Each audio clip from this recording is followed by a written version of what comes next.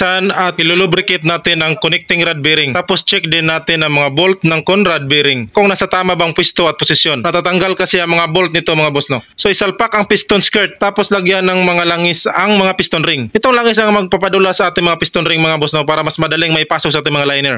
I-arrange ang mga piston ring gap. So maraming paraan mga boss ang pag-arrange ng ating ring gap. Pero ako mas preferred ko na ganitong paraan or ganitong pattern ang pag-arrange ng ring gap, lalo na sa mga 3 set of piston ring. So make sure mga boss na ang arrow at markings ng ating piston ay patungo sa front side ng makina or dito sa ating pulley. So once na ma-arrange ng ring gap ay pwede na itong lagyan ng ring compressor na katulad nito. Or pwede ding ring guide. At kung wala talagang ring compressor o ring guide ay pwede namang manumano mga boss, no, alambre lang. So higpitan natin ang ring compressor ng todo. Yung tipong parang ma-press na natin ang piston ring talaga mga boss. Tapos pupukin ng kahoy ang ating piston crown hanggang sa lulubog ito papasok sa ating mga liner.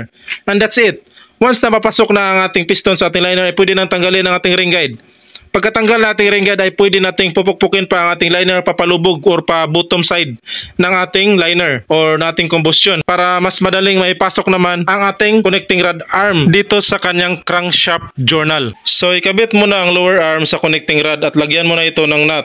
At hindi muna natin ito higpitan mga boss. So bago natin kukunan ng plastic gauge ang mga bearing clearance, ay ikabit muna natin ang lahat ng piston sa cylinder liner. The same procedure lang po sa ginawa natin sa cylinder number 1 ang proseso sa pagkabit ng ating piston sa iba pang mga liner nito mga boss, no. Ang importante lang po natin tandaan ay kung alin at ano ang posisyon ng ating marking sa ating piston at ang arrangement ng ating ring gap clearances. So unahin natin na kunan ng bearing clearance ang cylinder number 1.